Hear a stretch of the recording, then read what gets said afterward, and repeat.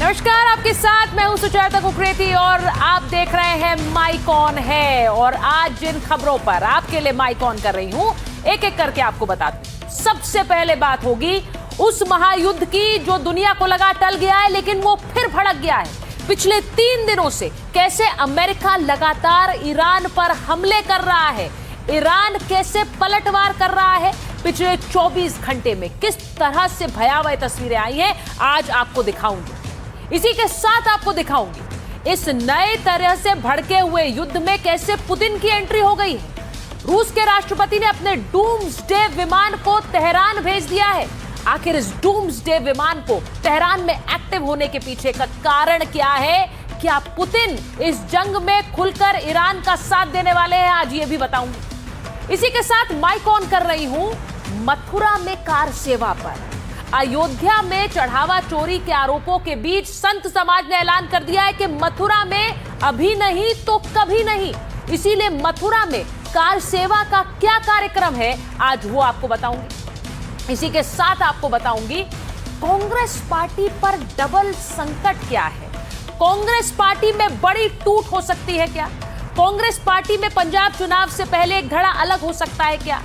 क्या अखिलेश यादव का साथ भी कांग्रेस पार्टी को नहीं मिलेगा? आज इस पर बात होगी। इसी के साथ माइक ऑन हो रहा है दिल्ली दंगों पर। दिल्ली दंगों के आरोप में, ऑफिसर अंकित शर्मा की हत्या के आरोप में ताहिर हुसैन समेत 5 लोगों को दिल्ली की अदालत ने दोषी ठहराया है। लेकिन ताहिर तो एक्टर है। किसने कहा ताहिर एक्टर है, डायरेक्टर कोई और है?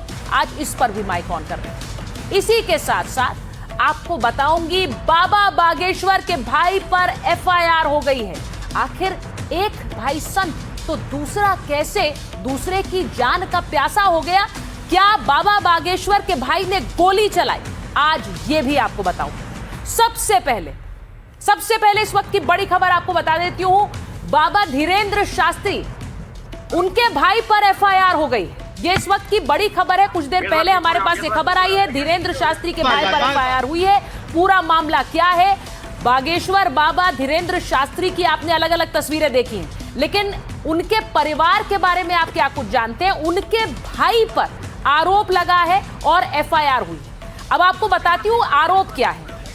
इस पूरे मामले में बागेश्वर बाबा के भाई पर गोली चलाने का आरोप है, किसानों को डराने धमकाने का आरोप है। ये जो तस्वीर आप देख रहे हैं, इसे पूरा चला दीजिए जरा। विवाद के दौरान का ये वीडियो है। आरोप ये है कि बाबा बागेश्वर के भाई ने किसानों पर गोलियां चलाई। ये जो तस्वीर आप देख रहे हैं, इसमें आप देखेंगे कि वीडियो में जो आरोपी हैं वो भागते हुए नजर आ रहे हैं। तो ये जो तस्वीर आप देख रहे हैं, बाबा बागेश्वर के भाई पर आरोप लगा, उसके बाद वो किस तरह से तस्वीरों में जिन लोगों ने गोलियां चलाई वो भागते हुए नजर आते हैं। आपको पूरा मामला समझाती हूं। आखिर धीरेन्द्र शास्त्री क्यों कटघरे में खड़े हो गए? धीरेन्द्र शास्त्री के भाई शालिग्राम समेत 3 लोगों पर एफआईआर हुई। छतरपुर के कोड़ा गांव में शालिग्राम गर्ग पर गोली चलाने का आरोप लगा है। बाबा बागेश्वर के भाई पर गोली चलाने का आरोप है। शालिग्राम गर्ग ने जमीन विवाद में किसान पर गोली चलाई। ये जो तस्वीर आप देख रहे हैं, ये बाबा बागेश्वर के भाई की तस्वीर है। अब जमीन विवाद में किसान पर गोली चलाने का आरोप है। पीड़ित किसान मोतीलाल कुशवाहा ने शालिग्राम गर्ग पर गंभीर आरोप लगाए, यानी बाबा बागेश्वर के भाई पर गंभीर आरोप लगाए। किसान ने कहा कि शालिग्राम गर्ग यानी बागेश्वर बाबा के भाई ने उस पर जमीन बेचने का दबाव बनाया था और यहां इस इलाके के कई किसानों पर जमीन बेचने का दबाव वो बना रहे हैं। जो अपनी जमीन बेचने से मना करता है उसके साथ गुंडागर्दी की जाती है। शालिग्राम गर्ग ने इसी मामले में कैसे किसान पर गोली चला दी, इसके बारे में खुद किसान ने बताया और फिर उसके बाद मामला दर्ज हुआ, एफआईआर दर्ज हुई। आपको दिखा रही हूं उस किसान की तस्वीर। घायलों को कैसे अस्पताल में भर्ती कराया गया जिन पर गोली चलाई गई, ये तस्वीर देख लीजिए। ये वो लोग हैं जिन पर गोलियां चलाई गई बाबा बागेश्वर के भाई द्वारा, ऐसा आरोप है। इसने गोली मारी क्यों भैया? कौन है ये साले? मार्च के भाई किस बात को लेकर मारी है? इसलिए जमीन छीन रहे लोगों की, तो एक साथ चलेगा हम लोग दवाई दी।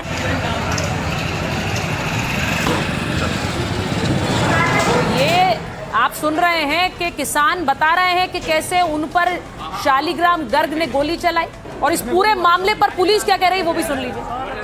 सारे। एक व्यक्ति है मोतीलाल कुशवाहा, उसके साथ मारपीट की गई है और उसे गोली लगी है। सूचना पर थाना प्रभारी वहां पर पहुंचे और जो घायल है उसको जिला चिकित्सालय, जिससे उसका प्रॉपर इलाज हो सके और ये आइडेंटिफाई हो सके कि उनकी चोट के प्रकार क्या है। इसमें 3 आरोपी हैं जो कि नामजद है, सतीश, शालिग्राम और आशीष, और इसके अतिरिक्त एक और अज्ञात है। तो इस तरह से कुल आरोपी 4 हैं जिनके बारे में तस्दीक भी की जा रही है। इनका कहना है कि कोई पुराना विवाद था जिसके बात करने के लिए इस गांव में आए थे आरोपी, और उसी दौरान जब दोनों के पक्षों के बीच वाद विवाद बढ़ा तो लाठी चली है और इसमें गोली चलने का भी आरोप इसमें लगा है।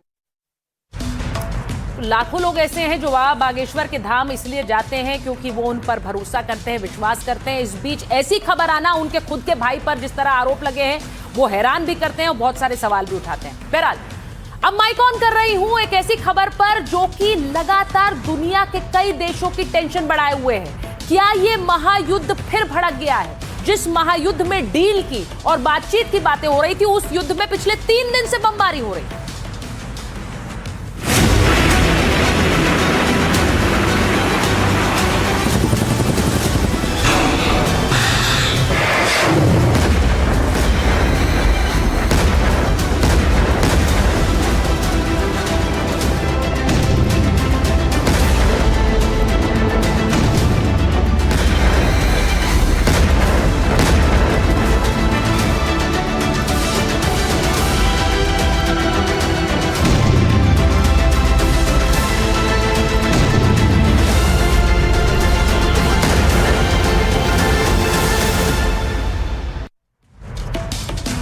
पिछले 3 दिन से अमेरिका लगातार ईरान पर हमले कर रहा है। इस बीच बड़ी खबर यह आई कि युद्ध का एक और मोर्चा खुल गया है। तस्वीर आपको दिखा रही हूं, सऊदी अरब ने कैसे सना एयरपोर्ट पर हमला किया।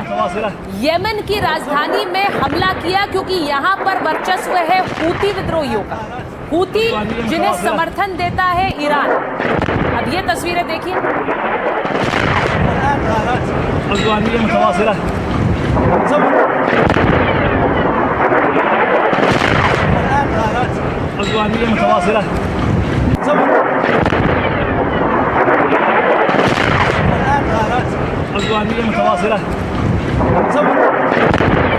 तो ये जो आप तस्वीर देख रहे हैं, ये सऊदी अरब का हमला था और सना में हमला किया क्योंकि यहां पर हूती विद्रोहियों पर हमला करने की खबर है। लेकिन इस बीच डोनाल्ड ट्रंप ने ठान लिया है, वो पिछले 3 दिन से लगातार बमबारी कर रहे हैं, ताबड़तोड़ हमले कर रहे हैं ईरान पर। यह तस्वीर देखिए।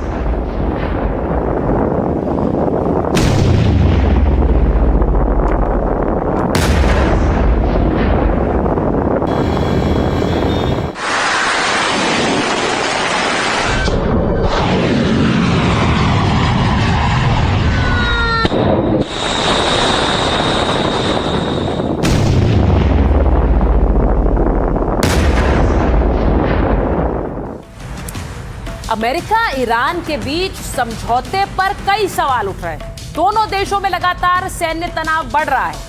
3 दिन से ईरान पर अमेरिका हमला कर रहा है। अमेरिका ने सैन्य ठिकानों को निशाना बनाया है, बुशहर, चाबहार और बंदर अब्बास में अटैक किया। डोनाल्ड ट्रंप ने हमलों की पुष्टि कर एक बयान दिया। एक परमाणु केंद्र पर हमले का विचार कर रहे हैं हम, ये भी डोनाल्ड ट्रंप कह रहे हैं। और 50,000 से ज्यादा अमेरिकी सैनिक तैनात हैं। सोचिए, अगर दुनिया के सबसे शक्तिशाली देश का राष्ट्रपति ये कह रहा है कि वो न्यूक्लियर साइट पर हमला करने का विचार कर रहा है, तो ये कितना घातक हो सकता है। हमलों को लेकर एक इंटरव्यू में डोनाल्ड ट्रंप ने कहा कि सैन्य कार्रवाई से ईरान की ताकत पूरी तरह से खत्म है। हमलों से ईरान पाषाण युग में लौट चुका है। और हालांकि ये बातें वो पहले भी कह चुके हैं। अब ईरान दादागिरी करने की स्थिति में नहीं है। ट्रंप ने पिकैक्स माउंटेन खत्म करने की धमकी दी। ईरान के खिलाफ अमेरिकी ऑपरेशन जारी रहेगा और 2 से 3 हफ्ते तक यह ऑपरेशन चल सकता है। यानी क्या हम फिर से उसी तरह का युद्ध देखेंगे जिसको हमने रुकते हुए देखा, थमते हुए देखा, उसके बाद बातचीत और डील की एक पहल देखी, लेकिन क्या वापस घूमकर फिर से डोनाल्ड ट्रंप उसी तरह के हमलों पर आ गए हैं जो पहले ईरान पर हुए? मिडिल ईस्ट में दोबारा लगी बारूदी आग को लेकर क्या कहा राष्ट्रपति ट्रंप ने, ये भी सुनिए। Well, I think it's going very fast. We've demolished their military. मुझे लगता है कि युद्ध बहुत तेजी से आगे बढ़ रहा है। हमने उनकी सेना को तबाह कर दिया है। हम उन पर जोरदार हमले कर रहे हैं। कल या परसों हमारी एक डील हुई थी, सब कुछ तय हो गया था, लेकिन फिर उन्होंने तुरंत उस डील को तोड़ दिया क्योंकि उन्हें डील में कुछ ऐसा लगा जो उन्हें पसंद नहीं आया। उनकी सोच अलग है और हम इसे बर्दाश्त नहीं करेंगे। हम हॉर्मुज से जुड़े उनकी हर तरह की क्षमता को खत्म कर देंगे। मुझे लगता है कि आखिर में हम ही पूरे इलाके पर कब्जा कर लेंगे। अब आपको मैं एक तस्वीर दिखाती हूँ, युद्ध किस तरह से एक और खौफनाक मोड़ पर पहुंच रहा है। पहली बार अमेरिका ने समुद्री ड्रोन, जिसे सी ड्रोन कहते हैं, उसका इस्तेमाल कर दिया है। इन ड्रोन्स का नाम कॉर्सेयर, जिससे अमेरिका ने बंदर अब्बास नौसैनिक अड्डे पर एक ईरानी पनडुब्बी और जहाज रखरखाव केंद्र पर सटीक हमले कर उन्हें नष्ट कर दिया। जरा तस्वीर को देखिए, जिस तरह से तस्वीर चलेगी आप देखिए। समुद्री ड्रोन जो कि पानी में चलाए गए और ये सीधे अपने टारगेट पर सटीक हमले कर रहे हैं। ये देखिए,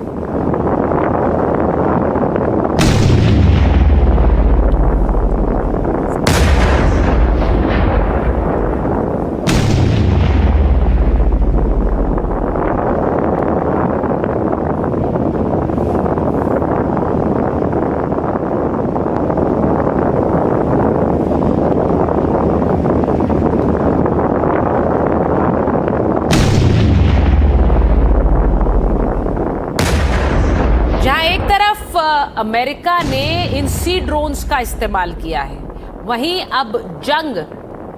जंग अब एक बार फिर से हॉर्मुज पर आ गई। हॉर्मुज पर किसका राज चलेगा, इस पर आ गई।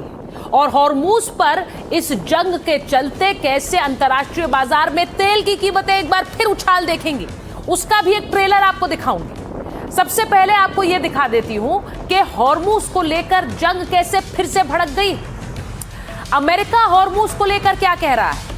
अमेरिका का कहना है कि डोनाल्ड ट्रंप ने पोस्ट किया, ईरान के साथ या उसके बिना खुला रहेगा हॉर्मुज, हम नाकेबंदी को फिर से लागू करेंगे। अब से अमेरिका हॉर्मुज का संरक्षक होगा, सुरक्षा के खर्चों की भरपाई भी यहीं से होगी। सभी कार्गो से 20% की दर से शुल्क वसूला जाएगा, ये डोनाल्ड ट्रंप ने कह दिया है।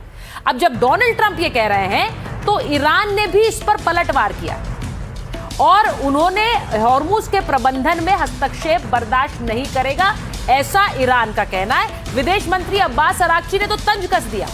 अब जहां एक तरफ ट्रंप कह रहे थे कि हम इस पर अब फिर से टोल वसूलेंगे, तो अराक्ची ने कहा कि टोल वसूलना तो बिल्कुल सही है और ईरान संरक्षक रहा है, हमेशा रहेगा। 20% तो बहुत ज्यादा है, हम निष्पक्ष रहेंगे।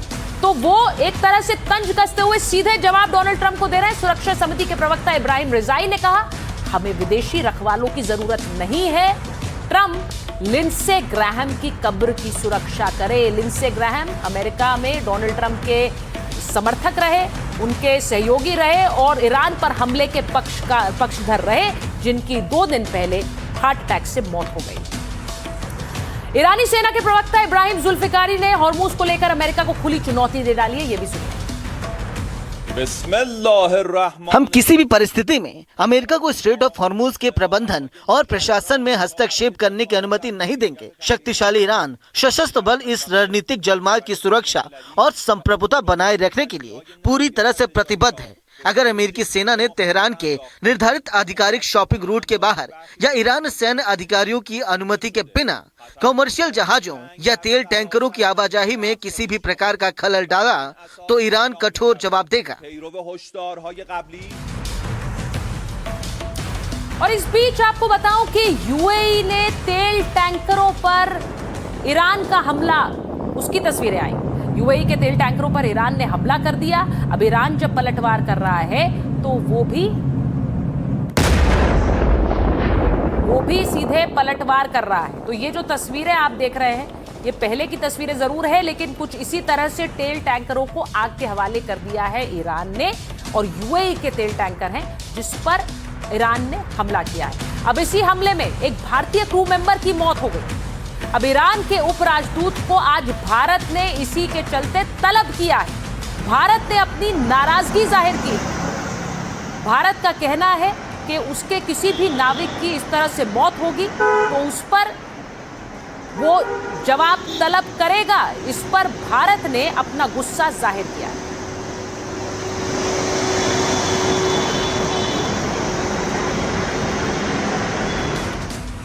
तो ये तस्वीरें आपने देखी कैसे ईरान के राजदूत को तलब किया गया। ईरान ने हॉर्मुज में यूएई के 2 तेल टैंकरों पर अटैक किया। एक भारतीय नाविक की इसमें मौत हुई, 6 भारतीयों समेत 8 घायल हो गए। हॉर्मुज स्ट्रेट के नागरिकों पर हुए हमले से भारत भी भड़का है। दिल्ली में ईरान के डिप्टी चीफ ऑफ मिशन को तलब किया गया। मोहम्मद जवाद हुसैनी को तलब करके स्पष्टीकरण मांगा गया। भारत सरकार ने इस हमले पर कड़ी आपत्ति भी जताई। यूएई के दोनों टैंकरों पर हमले की कड़ी निंदा की। भारत ने नाविकों की सुरक्षा सुनिश्चित करने की मांग की। आपको बताऊं कि हिंसा रोकने, जहाजों की सुरक्षित आवाजाही की भी मांग की गई। यूएई के रक्षा मंत्रालय ने बयान जारी कर जानकारी दी थी। मोम्बासा और अल बाहिया हॉर्मुज से गुजर रहे थे और तभी ईरान की ओर से 2 क्रूज मिसाइलें दागी गई। हमले के कारण दोनों टैंकरों में आग लग गई। यूएई ने इसे अंतर्राष्ट्रीय कानून का स्पष्ट उल्लंघन बताया है। विदेश मंत्रालय के प्रवक्ता रणधीर जायसवाल ने क्या कहा, ये भी सुनिए। We are closely following the developments that are happening in West Asia. हम पश्चिम एशिया में हो रही घटनाओं पर बारीकी से नजर रखे हुए हैं। हम लगातार हॉर्मुज से सुरक्षित और बिना किसी रुकावट के जहाजों की आवाजाही और व्यापार जारी रखने की मांग कर रहे हैं। ये दुनिया भर के लोगों की आर्थिक और ऊर्जा सुरक्षा सुनिश्चित करने के लिए बहुत जरूरी है। हमने ईरान के डिप्टी चीफ ऑफ मिशन को बुलाकर एक बयान जारी किया।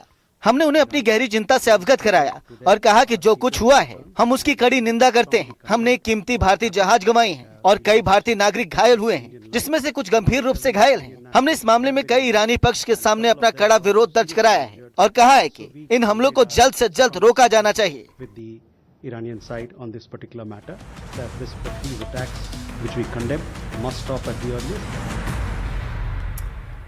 और अब आपको एक खबर बताती हूं जिससे आपको पता चलेगा कि क्या ये युद्ध और भड़क सकता है। क्या इस युद्ध में सीधे रूस की एंट्री हो रही है, क्योंकि रूस ने अपना डूम्सडे तेहरान में उतार दिया है। तेहरान पहुंचा है रूस का प्रलयकारी। ये जो आप तस्वीर देख रहे हैं, इसी तरह का डूम्सडे विमान तेहरान में उतरा है रूस के जरिए। अमेरिका ईरान युद्ध में रूस की एंट्री हुई है। रूस ने विशेष हाई कमांड विमान भेजा है। अब ट्रैकिंग डेटा से दावे का खुलासा हुआ। उड़ते कमांड पोस्ट के तौर पर इसका इस्तेमाल होता है जो अब ईरान पहुंचा है। इसे TU-214PU कहा जाता है और सामान्य सरकारी विमान ये नहीं है। भले ही देखने में आपको ऐसा लग रहा हो कि ये किसी सामान्य विमान जैसा है, लेकिन सामान्य बिल्कुल नहीं है। बेहद मजबूत संचार प्रणाली से ये लैस है। इसकी खूबियों के कारण ही इसे प्रलयकारी कहा जाता है, यानी डूम्सडे विमान। ये विमान चलता फिरता एक वॉर रूम है और युद्ध की स्थिति में इसका संपर्क किसी से टूटता नहीं।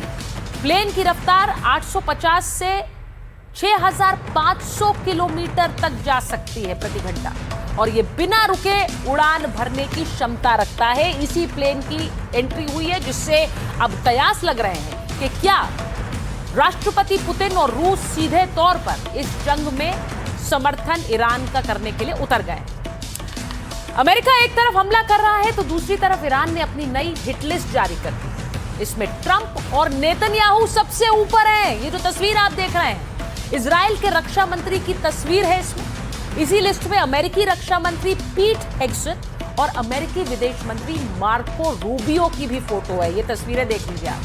हैरानी की बात यह है कि इस लिस्ट में उन यूरोपीय नेताओं के नाम और चेहरे भी शामिल हैं जिन्होंने युद्ध में अमेरिका का साथ नहीं दिया था। इटली की पीएम जॉर्जिया मेलोनी भी है इसमें। जर्मनी के चांसलर फ्रेडरिक मर्ज भी हैं। फ्रांस के राष्ट्रपति इमैनुअल मैक्रोन और ब्रिटेन के कीर स्टारमर का भी नाम है। ईरान के एक अखबार ने, एक टैबलॉइड ने इस तस्वीर को छापा है। इसका क्या मतलब ये है कि ईरान में इन नेताओं से एक तरह की नफरत भी है और इन नेताओं पर सबसे ज्यादा आम लोगों का गुस्सा है। मैं फिर कह दूं कि ईरान के एक अखबार ने इस तस्वीर को छापा है और इसी से ये सवाल उठते हैं कि क्या आम लोगों में इस पर गुस्सा है, इन लोगों पर, इन नेताओं पर गुस्सा है। अब युद्ध क्योंकि फिर से भड़क रहा है, ऐसे में क्या तेल में फिर से आग लगेगी? तेल के दाम और बढ़ेंगे। हॉर्मुज में तनाव से वैश्विक बाजार की चिंता बढ़ गई। तनाव बढ़ने के साथ ही तेल की कीमतों में उछाल आने की खबर है। हमलों की वजह से टैंकर्स की आवाजाही बाधित होगी, क्योंकि आपने देख लिया कि हॉर्मुज को लेकर किस तरह अमेरिका और ईरान आमने सामने आ गए। कच्चे तेल की कीमतें $85 के आसपास तक पहुंच गई। पिछले 2 दिनों में गैस उत्पादन वाले देशों पर हमला और हो गया है तेज। तेल और गैस उत्पादन घटने का भी खतरा बढ़ रहा है, यानी अगर यहां पर युद्ध और बढ़ेगा तो वो तेल के टैंकर्स भारत तक कैसे पहुंचेंगे और देशों तक कैसे पहुंचेंगे। बीच में आपने देखा कि किस तरह से तेल के दामों में उछाल भी आया। उत्पादन घटने से सप्लाई चेन पर बुरा असर पड़ेगा। कच्चे तेल के बढ़ते दामों का असर भारत पर पड़ेगा। भारत 88% कच्चा तेल बाहर से ही आयात करता है। करीब 40 से 45% हॉर्मुज के रास्ते आता है। तेल महंगा होने से भारत का तेल आयात बिल बढ़ेगा। Global shipping traffic monitoring agency Kepler के मुताबिक हॉर्मुज से गुजरने वाले जहाजों की संख्या में 52% कमी आई। एलपीजी आयात करने के मोर्चे पर भी चुनौती की आशंका है। भारत अपनी जरूरत का 60% एलपीजी आयात करता है। आयात एलपीजी का 90% हॉर्मुज के जरिए भारत पहुंचता है। तो क्या भारत में तेल और एलपीजी की कीमतें फिर बढ़ेंगी? सवाल सबसे बड़ा ये है। मैं आपको ये बता दूं कि 1 जुलाई से अब तक किस तरह से तेल के दाम बढ़े हैं तो आप बेहतर समझेंगे। पहले 1 जुलाई को तकरीबन 1 जुलाई को $72 प्रति बैरल की कीमत थी। उसके बाद 3 जुलाई को $74 प्रति बैरल हुई। फिर उसके बाद 7 जुलाई को ये $74 प्रति बैरल हो गई। फिर 8 जुलाई को $78 प्रति बैरल हुई। इसी के साथ 13 जुलाई को $83 और उसके बाद 14 जुलाई को ये $85 के करीब पहुंच गई। $85 प्रति बैरल, जिसका सीधा मतलब ये है कि तकरीबन 8500-9000 रुपए प्रति बैरल। इसका मतलब ये है कि अगर इतने दाम 1 जुलाई से बढ़ गए हैं तो क्या आने वाले समय में युद्ध और भड़केगा और ये दाम और बढ़ेंगे। इसका सीधा असर आपकी जेब पर पड़ेगा, हमारी जेब पर पड़ेगा। इसीलिए इस युद्ध को हर कोई चाह रहा है कि ये थमे और बातचीत और डील के जरिए हल हो, लेकिन वो हल होता नजर नहीं आ रहा है। और अब बात करते हैं दिल्ली दंगों में दोषी करार ताहिर हुसैन। आईबी अफसर अंकित शर्मा की हत्या के मामले में ताहिर हुसैन समेत 5 आरोपी दोषी करार दिए गए। ये तस्वीरें देखिए, आईबी अफसर अंकित शर्मा के हत्या के मामले में ताहिर हुसैन, जो कि आम आदमी पार्टी का पूर्व पार्षद रह चुका है, वो दोषी करार दिया। क्या कहना चाहते हैं सर, बताइए।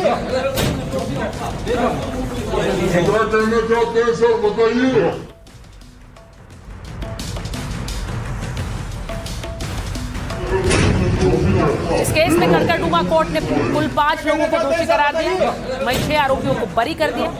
इस मामले में ताहिर हुसैन समेत 11 लोग आरोपी बनाए गए थे। आपको तस्वीरें दिखाती हूं साल 2020 की, जब सीए और एनआरसी के विरोध को लेकर फरवरी में उत्तर पूर्वी दिल्ली सुलग रहा था। यही वो तस्वीरें। चांदबाग, खजूरी खास, मुस्तफाबाद जैसे इलाके हिंसा की चपेट में थे। पथराव हुआ, आगजनी हुई, गोलियों की आवाज के बीच चारों तरफ चीख पुकार मची थी। देखिए किस तरह से गाड़ियां पूरी तरह जलकर खाक हो गई थी। ये 2020 में। आपको ये बताऊं कि इस खौफ के बीच 26 साल के अंकित शर्मा, जो आईबी में तैनात थे, 25 फरवरी की शाम को अपने दफ्तर से घर लौटे थे। घर के बाहर माहौल बेहद तनावपूर्ण था। स्थानीय चश्मदीदों और पुलिस चार्जशीट के मुताबिक अंकित शर्मा गली में हिंसक भीड़ को शांत कराने और लोगों को समझाने बुझाने के उद्देश्य से घर से बाहर निकले थे। लेकिन शाम के वक्त अचानक ताहिर हुसैन के घर के पास हिंसक भीड़ ने अंकित शर्मा को घेर लिया और जो वहां आसपास मौजूद थे लोग, उन्होंने कहा कि भीड़ हिंदू हिंदू चिल्लाते हुए आगे बढ़ी। अंकित शर्मा ने भागने की कोशिश की, लेकिन उन्हें बेरहमी से घसीटते हुए ताहिर हुसैन के घर के पास ले जाया गया। उन पर धारदार हथियारों से ताबड़तोड़ वार किए गए। हत्या के बाद उनकी लाश को पास के ही खजूरी खास नाले में फेंक दिया गया। आपको दिखाती हूं अगले दिन 26 फरवरी को 2020 की बात। अंकित के पिता रविंदर कुमार ने अपने बेटे की गुमशुदगी की रिपोर्ट दर्ज कराई थी और ये तस्वीरें जो आप देख रहे हैं, ये ताहिर हुसैन के घर की छत की तस्वीरें। इसी छत पर पत्थरबाजी में इस्तेमाल हुए पत्थर, रॉड बरामद हुए थे। आप देखिए ताहिर हुसैन के खुद के हाथ में एक रॉड नजर आ रहा है और ये कहा गया कि यहीं से भीड़ को उकसाया गया और इन्होंने अंकित शर्मा की हत्या की। आज दिल्ली की अदालत ने ताहिर हुसैन को दोषी ठहराया है, यानी अंकित शर्मा की हत्या के पीछे ताहिर हुसैन को दोषी माना गया। साल 2020 में 23 से 26 फरवरी के बीच ये दंगे हुए थे। 26 फरवरी को आईबी अफसर की लाश मिली थी। ताहिर हुसैन के घर के पास नाले में ये लाश मिली थी। आईबी अफसर अंकित शर्मा ड्यूटी से घर लौटे थे। आपको बताऊं, उसी दौरान उन पर हमला हुआ था। ताहिर हुसैन पर भीड़ को उकसाने का आरोप है। उस भीड़ ने जिस तरह से 51 बार चाकुओं से कोदकर अंकित शर्मा की हत्या कर दी। ताहिर को दोषी करार देने पर कैसे सियासत छिड़ गई है। आम आदमी पार्टी के नेता अमानतुल्लाह खान अभी भी कह रहे हैं कि धर्म देखकर किस तरह से सजा हुई है ताहिर हुसैन को। कांग्रेस के नेता इमरान मसूद भी धर्म की बात कर रहे हैं। सुनिए जरा। देखिए, जो एविडेंसेस कलेक्ट किए, क्या हुआ क्या नहीं, क्योंकि कोर्ट का मामला है, मैं नहीं कहता, लेकिन उसका नाम ताहिर है, ये बड़ी चीज है। अगर उसका नाम कपिल होता वो भी बरी हो जाता। इमरान मसूद, क्या राहुल गांधी के इशारे पे ये वक्तव्य दिया गया? क्या राहुल गांधी ने कान पकड़ के इमरान मसूद से कहा माफी मांगो? जो पीड़ित परिवार हैं, हमें उनके साथ खड़ा होना है। दोषी, अपराधी, अभियुक्त, ये केवल अभियुक्त, अपराधी और दोषी होता है, इसका कोई धर्म नहीं देखा जाता। क्या राहुल गांधी ने ये कहा? अब आम आदमी पार्टी ने ताहिर हुसैन को लेकर बयान दिया। ताहिर हुसैन से किनारा करते हुए कहा कि दिल्ली दंगों में एफआईआर दर्ज होते ही ताहिर हुसैन को 2020 में पार्टी से निकाल दिया गया था। लेकिन अब सीएम रेखा गुप्ता आरोप लगा रही, सवाल पूछ रही हैं कि क्या अरविंद केजरीवाल और संजय सिंह इस बात का जवाब देंगे कि दंगे भड़काने के कितने प्रयास किए गए। ऐसा व्यक्ति जो दिल्ली का दोषी है, दिल्ली की जनता का दोषी है, जिसमें हजारों लोगों को पीड़ा दी और सैकड़ों लोगों की ने उसमें जान गंवाई, ऐसे ताहिर हुसैन के साथ में आम आदमी पार्टी का संपर्क, राजनीतिक संरक्षण जो था, तो क्या अरविंद केजरीवाल जी, संजय सिंह जी इस बात का जवाब देंगे कि दिल्ली में दंगे भड़काने जैसे कितने और कृत्य उन्होंने किए हैं? अब आपको बता दी कोर्ट ने अपने फैसले में क्या कहा। कोर्ट ने कहा अभियोजन पक्ष ने आरोपों को साबित कर दिया है। सभी गवाहों के बयानों और सबूतों से साबित होता है ताहिर हुसैन एक बड़ी भीड़ और जमावड़े का हिस्सा था। अदालत के मुताबिक ये कोई सामान्य भीड़ नहीं थी। भीड़ में मौजूद लोगों के मन में हिंदू समुदाय के प्रति दुश्मनी थी, हिंदू समुदाय के प्रति वैमनस्य और हिंसक मंशा थी। कोर्ट ने माना कि भीड़ साझा उद्देश्य के साथ आई थी और उद्देश्य दंगा करने का था। हिंदुओं के साथ साथ उनकी संपत्ति को नुकसान पहुंचाने का उद्देश्य था। लोगों को अंदाजा था कि किसी की जान जा सकती है। लोगों को पहले से ही उनकी गतिविधियों का अंजाम पता था, लेकिन फिर भी यह कृत्य हुआ और इसीलिए इन 5 लोगों को दोषी ठहराया गया है। दिल्ली दंगों के मामले में अब आम आदमी पार्टी के पूर्व पार्षद रहे ताहिर हुसैन समेत 6 लोगों को दिल्ली की अदालत ने दोषी माना है। हमारे साथ इस वक्त दिल्ली सरकार में मंत्री कपिल मिश्रा जुड़ रहे हैं। कपिल जी, बहुत बहुत स्वागत आपका एनडीटीवी इंडिया पर। मैं आपसे सीधे पूछूंगी क्योंकि आपने ये बयान दिया, आपने कहा ताहिर हुसैन तो सिर्फ एक एक्टर है, डायरेक्टर तो कोई और है। कौन है डायरेक्टर? देखिए, ताहिर हुसैन ने अंकित शर्मा जी का मर्डर किया, ये तो एक सभी को मालूम था। ताहिर हुसैन के घर में खींच के ले जाया गया, 51 बार चाकुओं से गोदा गया, यानी कि अंकित शर्मा जी की मृत्यु के बाद भी उनको चाकू मारते रहे ताहिर हुसैन और उनके लोग, और बाद में शव को नाले में फेंक दिया गया। 2 दिन बाद नाले से वो शव निकाला गया। लेकिन ये केवल एक इंसिडेंट है। अंकित शर्मा जी बेगुनाह, निरपराध, मासूम, उनको निर्ममतापूर्वक मारा गया, यह एक घटना है। लेकिन जो पूरे दंगे हुए जिसमें सड़कों को बंद किया गया, चारों तरफ से सड़कों को बंद करने के बाद हिंदुओं का नरसंहार करने की योजना बनाई गई। सीएए एनआरसी के नाम पर एक ड्रामा क्रिएट किया गया जिसमें भीड़ गलियों से निकली, उसने आग लगाई, दुकानें जलाई, घरों को जलाया, लोगों को मारा और मर्डर किए। ये पूरी जो कॉन्स्पिरेसी है, लार्जर कॉन्स्पिरेसी, इस कॉन्स्पिरेसी में भी बहुत सारे लोग शामिल हैं। उमर खालिद जैसे लोग, ऐसे लोग जिन्होंने वो अभियान चलाया, ऐसे लोग जो वकील बन के इन दंगाइयों को बचाने के लिए खड़े हुए, ऐसे लोग जो पत्रकार बन के इनके समर्थन में बोलते रहे, लिखते रहे, एक पूरा इकोसिस्टम है और उसी के लोग इन दंगों के और ऐसी घटनाओं के मास्टरमाइंड हैं। उनमें से कुछ लोग कानून की अदालत में न्याय होगा और कुछ के साथ ईश्वर की अदालत में न्याय होगा। देखिए कपिल जी, आप खुलकर इस मामले को लेकर अरविंद केजरीवाल के खिलाफ बोल रहे हैं। अभी आपने नाम नहीं लिया, लेकिन आप ये कह रहे हैं कि ताहिर के समर्थन में लगातार खड़े रहे और जो हिंदू परिवार थे, जो पीड़ित थे, उनको उन्होंने आज तक नहीं पूछा है, कोई नहीं गया उनके पास। देखिए, मैं ये बात कहना चाहता हूं कि अरविंद केजरीवाल और आम आदमी पार्टी का जो गैंग है, इनके हाथ निरपराध मासूम हिंदुओं के खून से रंगे हुए हैं। और ये मैं क्यों कह रहा हूँ? क्योंकि उस वक्त दिल्ली में सरकार उनकी थी। सरकार होने के बावजूद भी उनकी सरकार का नेता संजय सिंह बार बार मीडिया में आके 27 फरवरी, 28 फरवरी और मार्च के पहले हफ्ते में बार बार उन्होंने बयान दिए कि ताहिर हुसैन बेगुनाह है, ताहिर हुसैन अपराधी नहीं है। और आज भी आम आदमी पार्टी के नेता अमानतुल्लाह खान, जो कि उनके चुने हुए विधायक हैं, वो आज भी मीडिया में आके ताहिर हुसैन को बेगुनाह और मासूम बताने का पाप कर रहे हैं। आम आदमी पार्टी का एक बड़ा हिस्सा उन्होंने इस काम में लगाया हुआ है 2020 से लेकर आज तक, जो ताहिर हुसैन जैसे अपराधियों को, उमर खालिद जैसे अपराधियों को बचाने की कोशिश कर रहा है। उस वक्त जिन लोगों ने सड़कें बंद की, उन्हीं लोगों ने बाद में आगजनी की, उन्हीं ने दंगा किया और उन्हीं लोगों ने हत्याएं की। जिन बस्तियों से, जिन गलियों से, जिन मोहल्लों से सड़कें बंद करने वाली भीड़ निकली थी, उन्हीं बस्तियों से, उन्हीं गलियों से, उन्हीं मोहल्लों से दंगा करने वाले और हत्या करने वाले लोगों की भीड़ भी निकली थी। लेकिन उस सरकार के डिप्टी सीएम मनीष सिसोदिया ने खुलेआम बयान दिया था कि वो सड़कें बंद करने वाले लोगों के साथ खड़े हैं। आप क्या ये कह रहे हैं? बाद भी पिछली सरकार का कोई मंत्री, कोई मुख्यमंत्री जी, आप क्या कपिल जी ये कह रहे हैं कि दंगा करने वालों, आग लगाने वालों, हत्या करने वालों को संरक्षण सीधे अरविंद केजरीवाल और उनकी सरकार दे रही थी? मैं तो एग्जाम्पल देके बता रहा हूं, मैं कोई इनडायरेक्टली बात ही नहीं कर रहा। संजय सिंह ने ताहिर हुसैन के समर्थन में बयान दिए, देश के सारे मीडिया चैनल्स में चला है। अमानतुल्लाह खान आज भी ताहिर हुसैन के समर्थन में बयान दे रहा है, ये सबके सामने है, वो मीडिया में है, ट्विटर पे है, ऑनलाइन में है, सब में दिखाई दे रहा है। क्या अरविंद केजरीवाल ने अंकित शर्मा जी के मर्डर पर उस वक्त मुख्यमंत्री रहते हुए एक भी बयान दिया? 2 बूंद आंसू की उनकी आंखों में आई? सांत्वना के 2 शब्द उन्होंने बोले? दिलबर नेगी जी के परिवार से मैं मिलने गया था उत्तराखंड, क्या आम आदमी पार्टी का कोई व्यक्ति उस दरवाजे तक गया? क्या हिंदू पीड़ितों की कोई मदद की?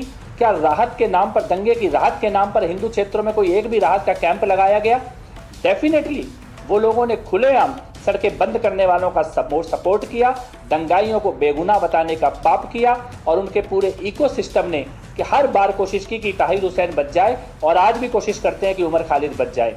वो उस इकोसिस्टम के नेता हैं, उसको चलाने वाले लोग हैं। और मैं फिर से कहना चाहता हूं, दिल्ली दंगों में आम आदमी पार्टी के बड़े बड़े नेता, उनके मंत्री, मुख्यमंत्री अपरोक्ष रूप से और कुछ परोक्ष रूप से आतंकवादियों और दंगाइयों के साथ खड़े रहे हैं।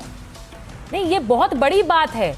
ये आरोप जब आप लगाते हैं कि दंगाइयों और आतंकियों के साथ खड़े रहे हैं, तो आपसे पूछा जाएगा कि इसका सबूत क्या है कि अरविंद केजरीवाल आतंकियों के साथ मिले? मैंने तो आपको 2 बार सबूत दिया। संजय सिंह ने ताहिर हुसैन को बार बार बेगुनाह क्यों बताया? आज तो साबित हो गया कि ताहिर हुसैन हत्यारा है। क्या था? संजय सिंह ने यह बोला कि उनकी ताहिर हुसैन से बात हुई। संजय सिंह का वीडियो अगर आपके चैनल के पास हो तो चलाइएगा। संजय सिंह ने ऑन रिकॉर्ड ये बात बोली कि ताहिर हुसैन से वो संपर्क में थे, ताहिर हुसैन से वो फोन पे बात कर रहे थे, ताहिर हुसैन बेगुनाह है, ताहिर हुसैन को तो बचाना चाहिए था। कि संजय तो ताहिर हुसैन से जब वो फोन पे बात कर रहे थे, क्या वो उस वक्त भी बात कर रहे थे जब ताहिर हुसैन अंकित शर्मा जी को चाकू मार रहा था? क्या संजय सिंह और ताहिर हुसैन एक दूसरे के साथ फोन पे संपर्क में थे? ऐसी क्या मजबूरी थी संजय सिंह की, जो एक हत्यारे ताहिर हुसैन जैसे हत्यारे का बार बार बचाव कर रहे थे, मीडिया में आके बार बार इंटरव्यू दे रहे थे कि ताहिर हुसैन बेगुनाह है? और ऐसी क्या मजबूरी है कि आज भी आम आदमी पार्टी का एमएलए ट्विटर पे लिख रहा है कि ताहिर हुसैन बेगुनाह है? अगर आम आदमी पार्टी के हाथ इस खून से रंगे हुए नहीं है, अगर इस अपराध को वो समर्थन नहीं दे रहे हैं, तो आज 6 साल बाद भी उन्हीं के लोग आके बार बार ताहिर हुसैन को बेगुनाह बताने का पाप क्यों कर रहे हैं? कपिल मिश्रा दिल्ली सरकार में मंत्री हैं और खुलकर हमलावर हैं अरविंद केजरीवाल और उनकी सरकार पर। उनका कहना है कि जिन्होंने ताहिर हुसैन को पहले संरक्षण दिया, वो आज भी संरक्षण दे रहे हैं। बहरहाल अब माइक ऑन करती हूं मथुरा में कार सेवा पर। क्या अयोध्या में चढ़ावा चोरी के आरोपों के बीच अब मथुरा का मुद्दा और बड़ा होने वाला है। मथुरा में कार सेवा का ऐलान कर दिया गया है। ये जो तस्वीरें आपको दिखा रही हूँ, मथुरा में सुरक्षा कड़ी कर दी गई है, वहां पर पुलिसिया इंतजाम बढ़ा दिया गया है। और क्यों किया गया है वो आपको बता दूं। संतों की हुंकार सामने आ गई। ये कहा गया है कि 9 अगस्त से मथुरा में कार सेवा का आह्वान है। अब तिथि तय नहीं की गई है, लेकिन 9 तारीख के बाद कभी भी संतों का एक समागम बुलाया जाएगा जो कार सेवा के लिए होगा। देश भर के सनातनियों से मथुरा पहुंचने की अपील की गई है। मथुरा में भव्य धार्मिक अनुष्ठान और कार सेवा होगी। जनसंपर्क और धार्मिक बैठकों का दौर शुरू होगा। संतों ने प्रशासन से सुरक्षा और सहयोग की मांग की है और ये कहा है कि अभी नहीं तो कभी नहीं, यही उचित समय है मथुरा में भव्य मंदिर बनाने का। प्रधानमंत्री और गृह मंत्री के नेतृत्व में जल्द हल संभव है। और अखाड़ा परिषद के अध्यक्ष रविंद्र पुरी तो ये तक कह रहे हैं कि इसका न्योता जाकर अखिलेश यादव को देंगे, जिससे उनके पूर्वजों के मंदिर बनवाने में वो साथ आए।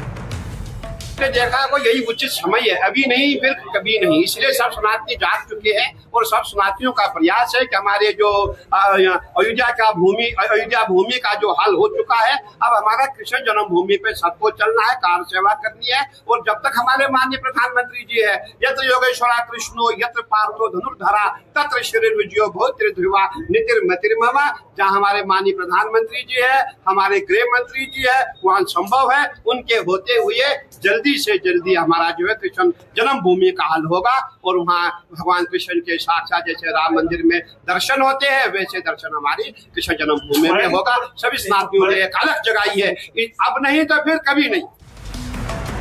आपको बता देती हूँ कि विवाद क्या है। हिंदू पक्ष का दावा है कि मंदिर को तोड़कर यहाँ ईदगाह बना। मुस्लिम पक्ष कह रहा है कि इसका कोई निश्चित प्रमाण नहीं है। हिंदू पक्ष कहता है कि पूरी जमीन श्री कृष्ण जन्मभूमि की है। मुस्लिम पक्ष कहता है कि यथास्थिति बनी रहनी चाहिए। हिंदू पक्ष का दावा है कि शाही ईदगाह मस्जिद जमीन पर पूजा की इजाजत दी जाए। उधर मुस्लिम पक्ष कहता है कि मस्जिद को हटाया नहीं जा सकता है। हिंदू पक्ष कह रहा है कि दोनों पक्षों के बीच समझौता होने का कोई कानूनी आधार है ही नहीं। मुस्लिम पक्ष का कहना है कि 1968 के समझौते को न्यायालय ने ही मंजूरी दी थी, तो अब उसी की वजह से यथास्थिति बनी रहे। लेकिन अब कार सेवा की बात संत समाज कर रहा है। इन सब के बीच जाते जाते माइक ऑन कर रही हूं एक ऐसी खबर पर जो कांग्रेस के लिए डबल संकट की खबर है। अब कांग्रेस पार्टी राहुल गांधी 3 हफ्ते के ब्रेक के बाद विदेश से लौटे, लेकिन लौटते ही कांग्रेस के सामने 2 बड़े सियासी संकट खड़े हो गए। एक तरफ पंजाब में कांग्रेस पूरी तरह बिखरने की कगार पर है, जहां पूर्व सीएम चरणजीत सिंह चन्नी और सुखजिंदर सिंह रंधावा ने प्रदेश अध्यक्ष अमरिंदर सिंह राजावड़िंग के खिलाफ खुली बगावत कर दी। दूसरी तरफ उत्तर प्रदेश में 27 की जंग से पहले ही इंडिया गठबंधन की गांठें ढीली पड़ रही हैं। कांग्रेस यूपी में 50-50 का फॉर्मूला चाहती है, लेकिन समाजवादी पार्टी भाव देने को तैयार नहीं। इमरान मसूद लगातार अखिलेश यादव पर तीखे तीर छोड़ रहे हैं। ऐसे में एक तरफ टूट का खतरा है, दूसरी तरफ समर्थन नहीं मिल रहा है। कांग्रेस करे तो क्या करे? आपको यह बताऊं कि राहुल गांधी और इस पूरे विवाद में लगातार अब हल करने की कोशिश कर रहे हैं। अब ये तस्वीरें देखिए, विदेश दौरे से लौटते ही पहले पंजाब में कांग्रेस की अंदरूनी कलह को लेकर ये बैठक बुलाई गई, जिसमें मल्लिकार्जुन खड़गे के आवास पर ये बैठक हुई, जिसमें चरणजीत सिंह चन्नी और राजावड़िंग के बीच चल रहे विवाद को लेकर चर्चा हुई है। कांग्रेस के लिए बहुत बड़ा खतरा है। अगर पंजाब में टूट हुई एन चुनावों से पहले, तो जो सत्ता कभी अपने हाथ आने का सपना कांग्रेस देख रही थी, वो सत्ता हाथ से जाती हुई नजर आ रही है। और पंजाब कांग्रेस में किसी अंदरूनी कलह की शुरुआत किस तरह से हुई है वो मैं आपको बता दूं, क्योंकि आप जानते हैं कि एआईसीसी ने नई चुनावी कमेटी को ऐलान किया था और राजावड़िंग को पीसीसी अध्यक्ष पद पर बरकरार रखा गया, जिसके बाद चरणजीत सिंह चन्नी ने राजावड़िंग के विरोध में मोर्चा खोला।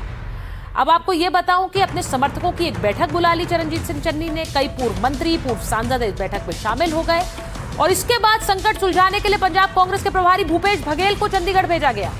यह विवाद सुलझ नहीं रहा है। चन्नी के समर्थन में बहुत सारे पूर्व विधायक भी सामने आ गए हैं, पंजाब कांग्रेस के नेता सामने आ गए हैं। ऐसे में कांग्रेस पार्टी को लग रहा है कि अगर चरणजीत सिंह चन्नी को नहीं मनाया गया तो पार्टी के लिए पंजाब में बड़ी हार हो सकती है और पार्टी पंजाब में टूट भी सकती है। बहरहाल माई कौन है में आज के लिए फिलहाल इतना ही। आपके साथ मुलाकात होगी कल एक बार फिर रात 8 बजे।